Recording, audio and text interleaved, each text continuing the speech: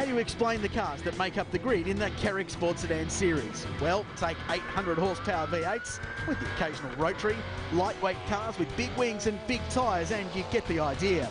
These things are the fastest thing with roofs in Australia. The only way to go quicker is to go open wheel.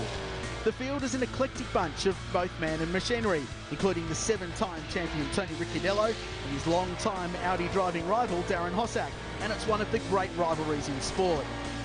But don't count out anyone in this field made of power, performance and a huge amount of passion. This is the Kerrick Sports Sedan National Series.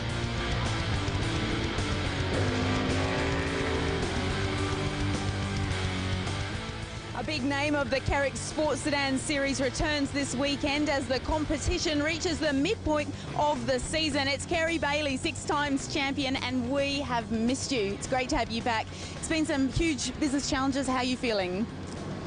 Well, yeah, you're right. It certainly has been a lot of business challenges the last 18 months, and it's been very, very difficult. But yeah, I'm feeling good for the weekend. I hope we can do well. In the past, we've done well here, but I must admit I'm a little bit green, so we'll just see how we go. A little bit green. Now some struggles through the corners with the Aston. Does it suit the track generally pretty good though? Look, I think I've developed a few bad habits over the years. As far as braking goes into the corner, there's not a problem. I can get that right, but I'm really messing it up on the way out, and that's where the other cars, I believe, will get away. They just have a better power down, but I think it's my driving technique, and I've really got to do something about that, but I'm green.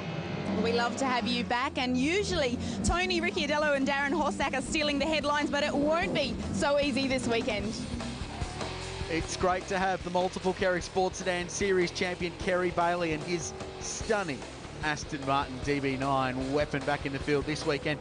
Gary O'Brien's alongside me, noted sports sedan aficionado. GOB, welcome to you. The biggest question, I guess, is can Kerry Bailey upset the balance of power in the Kerrick Series this year? Because it's been a Tony Ricciardello whitewash so far. It has, and haven't ruled Darren Hossack out yet, but Bailey was the pole sitter the last time we raced here, so we've got to keep that in the back of our heads as well.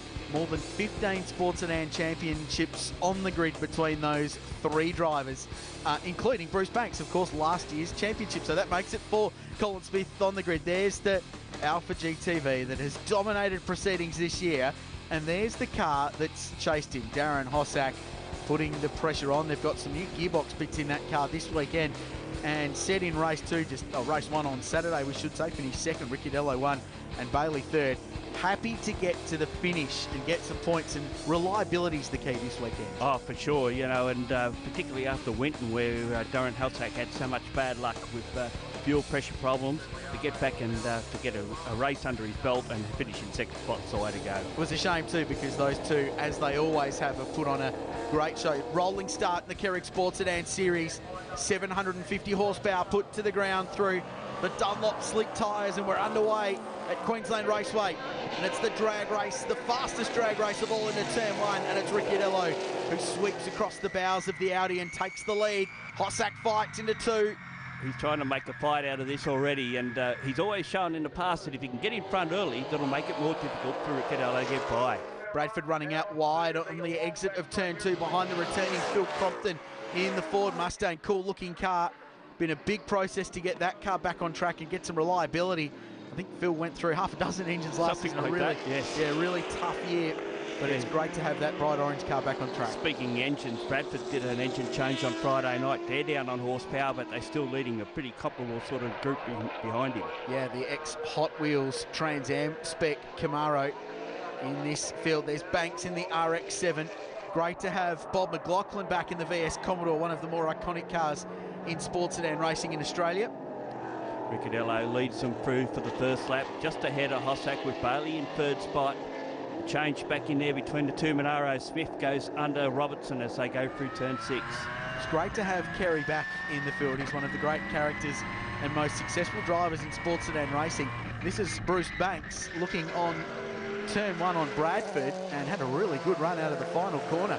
I tell you what, the defending champion might not have the outright pace of Tony Ricciardello, but man, he's consistent. He does. He hasn't had to put wrong in race 1, and certainly at this stage, and putting pressure on Hossack, which is probably helping Ricciardello, if anything. out that battle for second in the championship as we see some great racing a little bit further back through the field with McLaughlin holding out Cole Smith. Big flame out of the side of the Commodore. Chev powered, of course, as is Monaro behind him. The Fat As built race car out of Queensland, and Robertson the next one after that. Yeah, the Victorian just locking onto the back, so a couple of Holden products, well, Holden look-alike products, because it's a bit rich to call them Holden. It's not like they came out of the factory, that's for sure. One of the great appeals of sports sedan racing, you can put a body shell of whatever car you like on top of a chassis with a very big engine in the front and make them go as quickly as you can. This is a great little fight, a little bit further down inside the top 10. Earlier on in the weekend, Ricciardello got pole in front of Darren Hossack and Kerry Bailey, and that was the way they finished in race one. Stephen Tomasi, first of the next group of cars, I guess, with Phil Crompton rounding out the Bradford top 5. off at turn 1. Well, fastest corner on the racetrack. Big off there, but it gets it back under power again. Unfortunately, because that was a great dice going on there with Banks. He was driving well, and that sort of slowed Banks up a little bit, and now the little RX-7 is in the mix here with Bob McLaughlin, and they're under some pressure. So here's a replay, just did not get the thing turned in. A lot of overrun break either, which is good.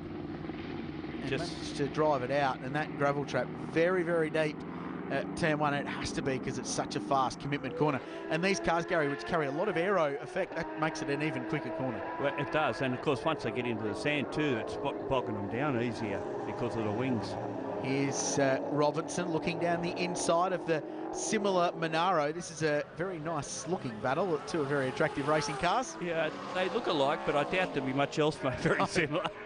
Underneath they'll be quite different, I would imagine, particularly as the Robinson car, the grey and yellow Bell's real estate car there is just a traditional rear end with a 9-volt, whereas the Fat As car has a full transaxle.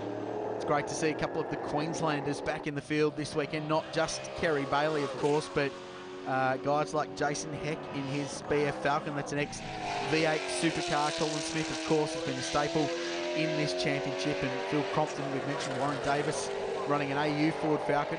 So great to see a few more cars added to the field under the State of Origin concept. That's a newcomer to sports and racing. This is a great battle. Robinson on the charge at the moment, made up a couple of positions, got past a similar Monaro. Now it's Bob McLaughlin's turn. Yeah, all these cars, very similar horsepower, been around a fair while as well, so they know each other fairly well.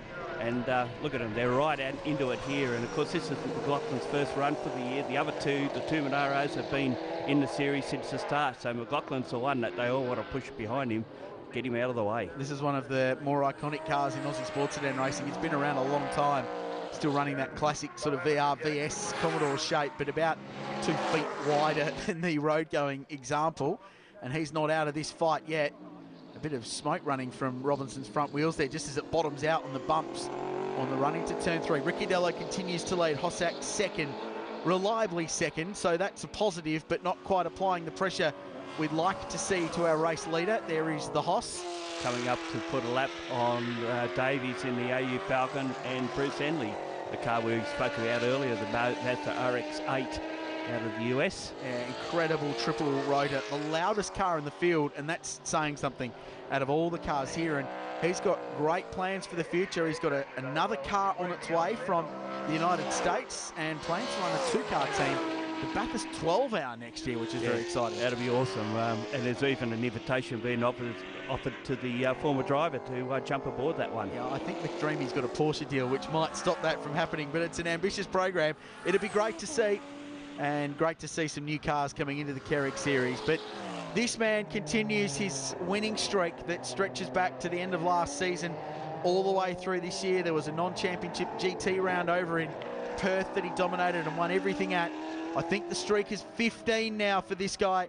It's another victory for Tony Ricciardello, asserting himself on top of the Kerrick Sports Sedan Series, but promising signs from the two guys chasing him. Reliability for Hossack is important. Well, that is, and that's got him across the line there. Kerry Bailey in third spot, as we alluded to.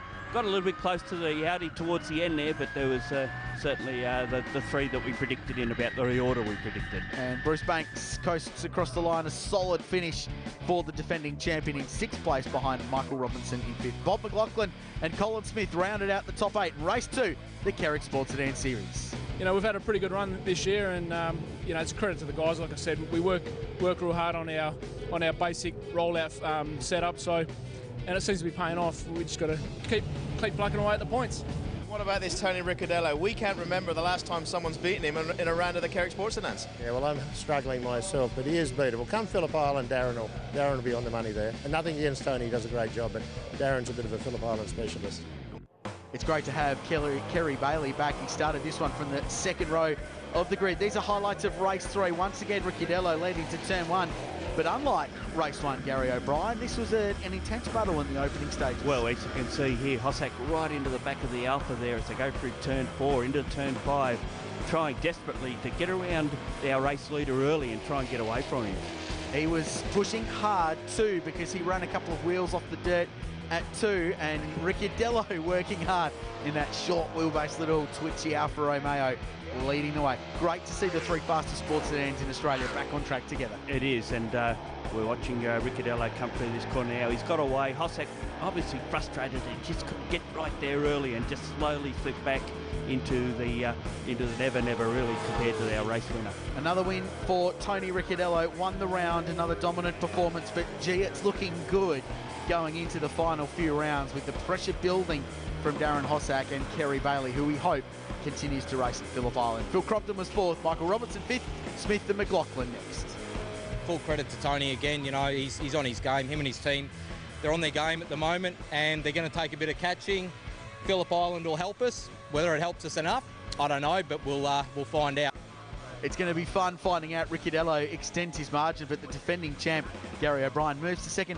Final thoughts, like Darren said, Phillip Island's looking good. Yeah, home turf for the Audi Chev driver, and with Bailey likely to be there as well. I think it's going to be on for a young and old. It's going to be great fun. You can see the final few drivers there in the standings. Well, that's it from round 6 from Queensland Raceway. The next round of the Shannon's Australia Motor Racing Nationals takes us to the Phillip Island Grand Prix circuit at the end of September. Head to thenationals.com.au for more information. My thanks to Icky Harrington, Gary O'Brien and Michael Armand for their help in today's show. We'll see you next time we go racing the Shannon's Australian Motor Racing Nationals.